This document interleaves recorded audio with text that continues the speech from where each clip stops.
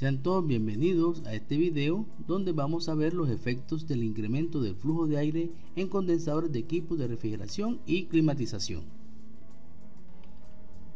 Hay que tener en cuenta que la capacidad de disipación de calor del condensador, en este caso Q sub con que tenemos aquí, está en función, aquí vemos un diagrama de Mourier donde vemos que está en función del calor absorbido en evaporador y línea de succión por el refrigerante más el calor que adquiere el refrigerante en el proceso de compresión, tal cual como estamos observando aquí.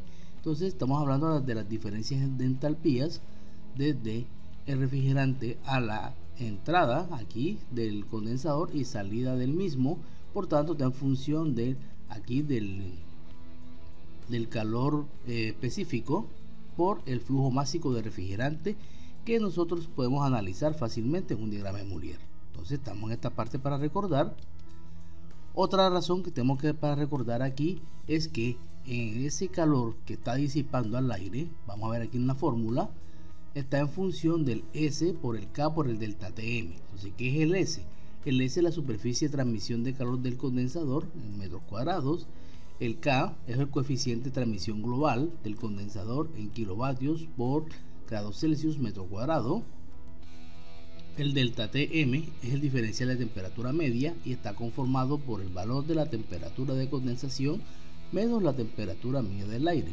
Hay que tener en cuenta aquí que este es el aire que entra y sale del condensador, y esa temperatura media del aire está en función aquí del promedio entre la temperatura del aire que entra más la temperatura del aire que sale entre dos. Estamos hablando de la temperatura promedio de este valor que tenemos aquí.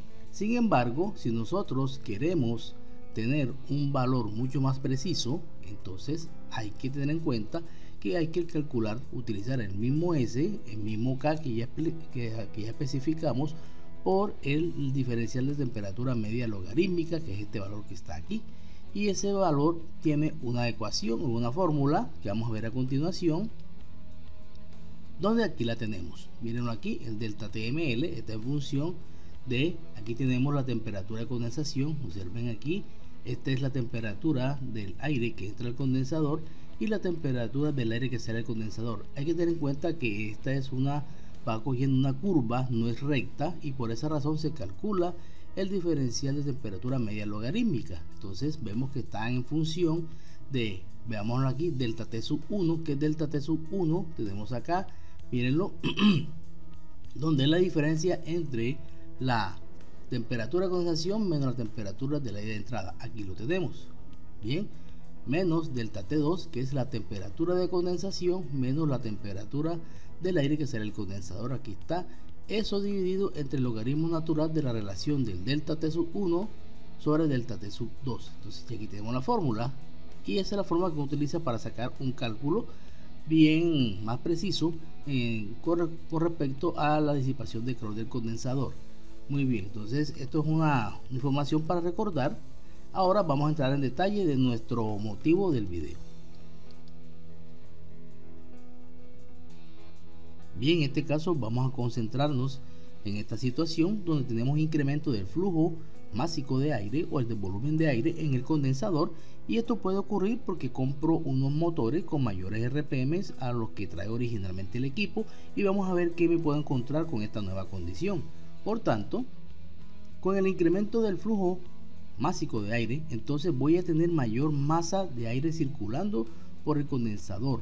Entonces menos masa simplemente se dedica a absorber ese calor que está actualmente disipándose del condensador, y por tanto obviamente el diferencial de temperatura del aire entre la temperatura del aire que entra y el que sale pues simplemente se va a reducir, y en especial se reduce la temperatura del aire a la salida del condensador, porque recuerden que la temperatura de entrada del aire es la del ambiente y va a tener muy pocas modificaciones.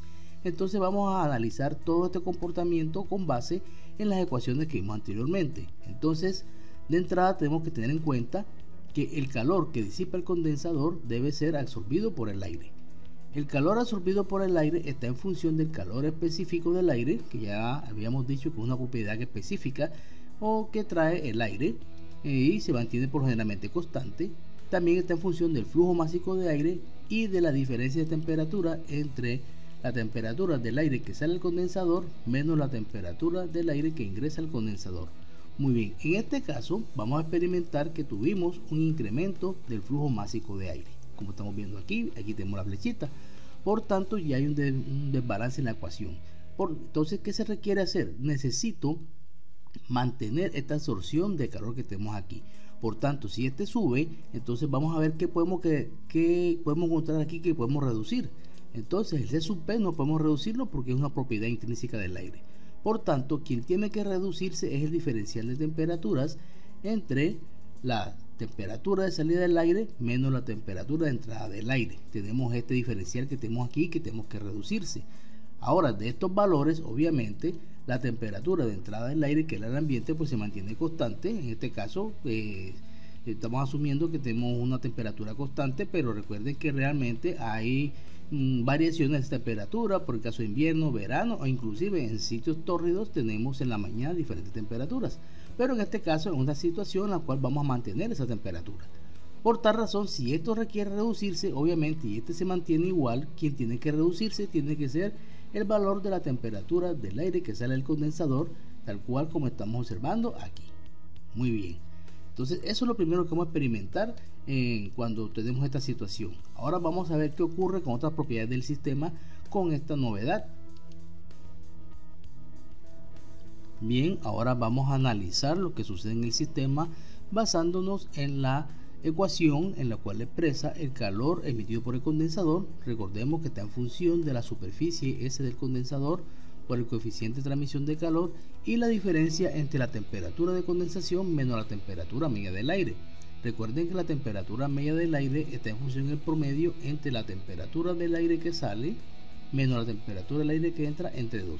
Entonces, en este caso, recordemos que al disminuir la temperatura del aire que sale, se va a reducir el valor de la temperatura media, o sea, este factor se va a reducir.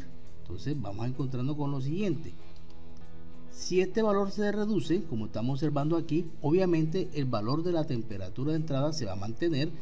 Entonces, ¿qué vamos a encontrarnos? Una reducción del valor de la temperatura media del aire que estamos viendo acá.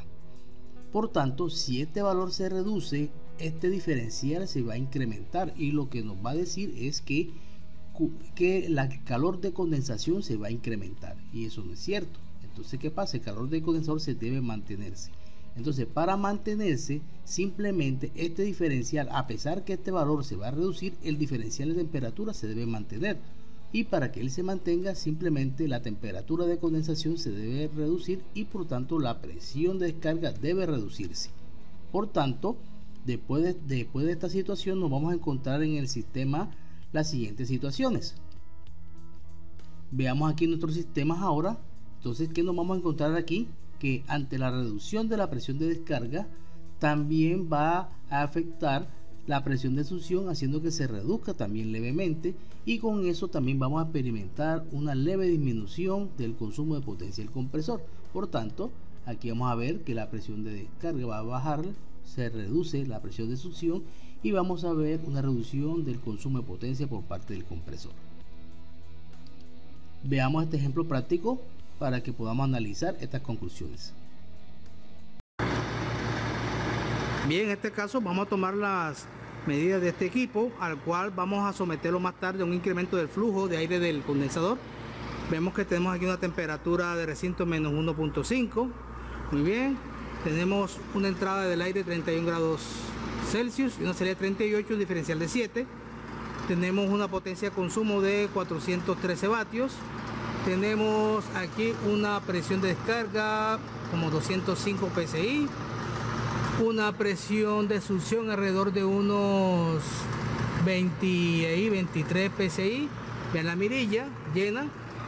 Vamos a analizar la temperatura ambiente 31 grados, salida de refrigerante del compresor 51, entrada al condensador 48, salida del condensador 35.2, entrada a válvula 34.3, salida de válvula o entrada a evaporador menos 19, salida de evaporador menos 20, debe estar en menos 19, tenemos una caída de presión y entrada al compresor menos 15. Muy bien, a continuación vamos a hacer el procedimiento para incrementar las RPM de nuestro equipo y vamos a ver su comportamiento. Correcto, vamos a incrementar las RPM del ventilador.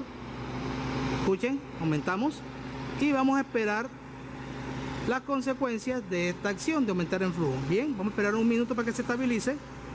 Veamos aquí las temperaturas y vamos a analizar la potencia y las presiones, ¿ok? Y obviamente la temperatura. Vamos a dar un minuto con esta condición a ver qué obtenemos. Bien, ya ha transcurrido un tiempito. Vemos aquí la temperatura del recinto, casi menos 3 grados. Vean que la temperatura de salida del condensador se redujo en 1 grado, es diferencial ahora de 6 grados. Lo que esperamos.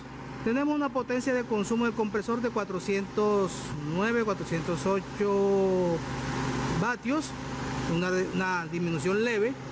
Tenemos una leve disminución de la presión de descarga. Muy bien, me esperaba eso.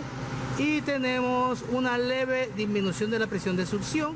Estamos aproximadamente en 21-22 psi, mientras que en la descarga estamos como unos 197-198 psi.